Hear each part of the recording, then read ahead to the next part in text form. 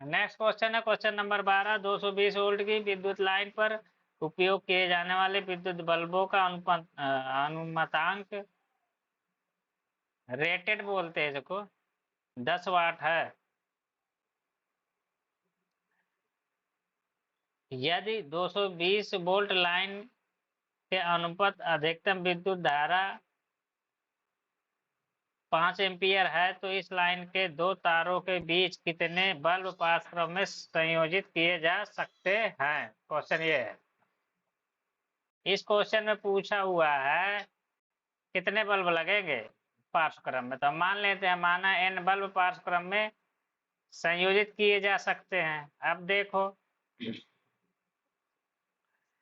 यहाँ पे अगर ज्यादा बल्ब संयोजित कर दोगे जितना भी बल्ब आएगा हमारा आंसर तो क्या हो जाएगा फिर धारा का मान बढ़ जाएगा तो ये तार जो है खराब हो सकते हैं ये वाले, क्योंकि इनमें 5 से अधिक धारा नहीं बहा सकते। 5 एम्पियर ज्यादा बहाओगे सुलग जाएंगे, समझ, धुआं फेंक देंगे।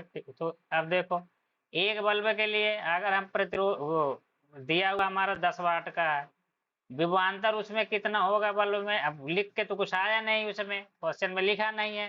तो जितने वोल्ट की बैटरी हम अब लगा रहे हैं उतने वोल्ट यहाँ पे मान लेंगे।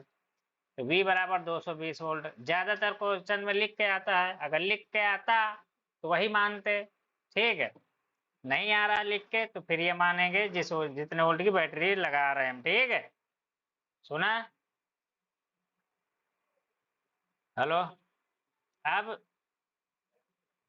यहाँ पे क्या है कि हम अब बल्ब का हमें वाट P पता चल गया, वोल्टेज पता चल गया, तो प्रतिरोध निकाल लेंगे। प्रतिरोध के लिए V²/P फार्मूला होगा। यहाँ से P बराबर V²/R से R को इधर ले और P को नीचे चले जाओ, ये फार्मूला मिल जाएगा। इसमें वैल्यू डाल दो V और P की, तो यहाँ से हमको प्रतिरोध मिल जाएगा। अब ये चूंकि एक बल्ब के लिए निकालें, n बल्ब के लिए तुल्य प्रतिरोध कितना हो जाएगा। सारे बल्ब काहे में जुड़े हैं, समांतर क्रम में जुड़े हैं, तो जितने भी प्रतिरोध हैं उसमें इनका भाग दे दोगे तो तुल्य प्रतिरोध आ जाएगा। आर पी का मतलब पैरेलल में समांतर में लगे हुए हैं सभी बल्ब, और उनका तुल्य प्रतिरोध कितना आ जाएगा। आर की जगह में 220 का स्क्वायर बटे 10 कर देंगे और बटे n है तो n कर देंगे। जब इसको सॉल्व करोगे तो कितना आ जाएगा, आर जो हमारा आरपी का मान जो आएगा, यहाँ पे जो तुल्य प्रतिरोध है,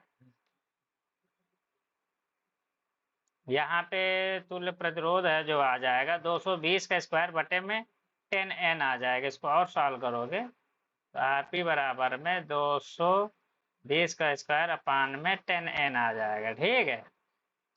यही वाली वैल्यू यहाँ पे दिखेगी हमको। इस बल्ब ये जितने सारे समांतर क्रम में है इनको यहाँ से हटाओ, इनकी जगह में एक सिंगल बल्ब लगा दो, बस उसका प्रतिरोध लिख दो। इन सब का जितना भी सेल्फ कैलकुलेशन करने के बाद आ जाओ कितना आया 220 का स्क्वायर बटे 10n, वही वैल्यू हम यहाँ पे यूज करेंगे, ठीक है। तो यहाँ पे अब क्या करेंगे, फार्मूला लगाएंगे ओम के नियम से। ओम का नियम का फार्मूला को होता है V इक्वल टू विभवांतर इक्वल टू धारा गुणे प्रतिरोध। यहाँ का धारा कितना है 5 और यहाँ का प्रतिरोध कितना है ये इतना है R/N। तो यहाँ पे प्रतिरोध की जगह में ये टोटल वैल्यू रखेंगे 220 का स्क्वायर बटे 10n, यहाँ पे रख दोगे, ठीक है।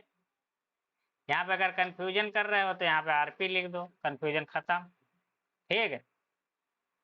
यहाँ से अब जो देखो V की जगह 220 वोल्ट रखोगे, इस पे विभवांतर कितना लग रहा है 220, और धारा कितनी है 5 एम्पियर, 5 एम्पियर रख दिए। अब आरपी की वैल्यू इतनी है ये 220 का स्क्वायर बटे 10n यहाँ पे रख दिए। फिर क्या करेंगे, इसको फर्दर सॉल्व करेंगे तो n इधर चला आ जाएगा, इस 220 को इधर ले आओ, 220 इधर आ गया। सॉल्व कर लो, काट कूट दो, 5 5 के 5 5 दून 10 और 220 220 का स्क्वायर 220 इधर है, 220 का स्क्वायर काट दोगे 110 आ जाएगा। तो 110 बल्बों की आवश्यक हम लगा सकते हैं। इससे ज्यादा बल्ब लगा देंगे तो यहाँ का फिर ओवरऑल प्रतिरोध कम हो जाएगा, धारा ज्यादा बह जाएगी, तार ये वाले डैमेज हो जाएंगे, ठीक। तो हमको डैमेज नहीं करना है तो 110 से अधिक ज्यादा बल्ब यहाँ नहीं लगा सकते, ठीक है। 30 नंबर पर कह रहा है एक विद्युत भट्ठी की तप्त प्लेट, एक सेकेंड, नेक्स्ट क्वेश्चन हमारा किसी विद्युत भट्ठी की तप्त प्लेट दो प्रतिरोधक कुंडलियों ए व बी की बनी है, जिनमें प्रत्येक का प्रतिरोध 24 ओम है तथा इन्हें पृथक पृथक श्रेणी क्रम में अथवा पार्श्वक्रम में संयोजित करके उपयोग किया जा सकता है। यदि यह भट्ठी 220 वोल्ट विद्युत स्रोत से संयोजित की जाती है तो तीनों प्रकरणों में प्रवाहित विद्युत धाराएं क्या हैं? इस क्वेश्चन में दो प्रतिरोध दिया है, एक प्रतिरोध 24 ओम में, दूसरा भी 24 ओम में, दोनों समान हो गए। तो जब प्रतिरोध पृथक पृथक संयोजित करते हैं तब कितना धारा बहेगी? मान लो ये प्रतिरोध ए है, इसे 220 वोल्ट की बैटरी से जोड़ दिया गया, तब धारा मान लो आई बहेगी। तो सॉल्व कर लेते हैं।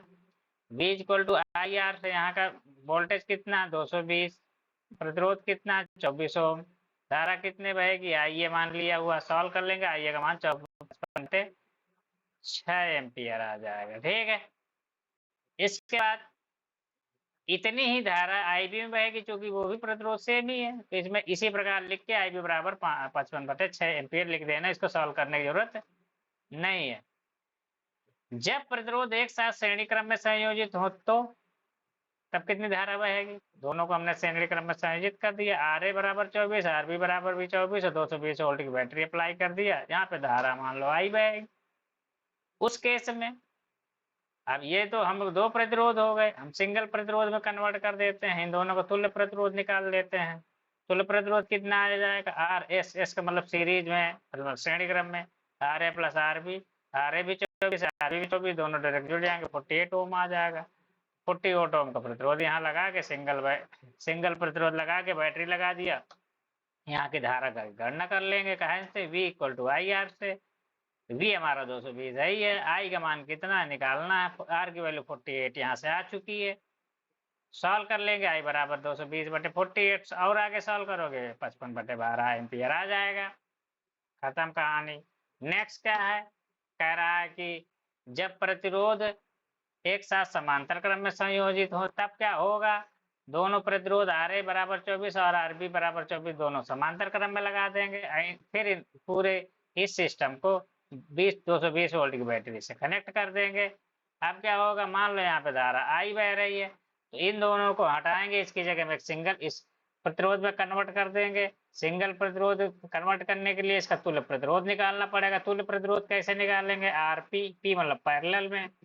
अब चूंकि दोनों सेम है तो आर ए बाई 2 कर दो या आर बी बाई 2 कर दो, ठीक है, या समांतर क्रम का जो फार्मूला होता है वो भी अप्लाई करोगे, उससे भी इतना ही आंसर आएगा। तो आर पी बराबर में 24/2 आ जाएगा।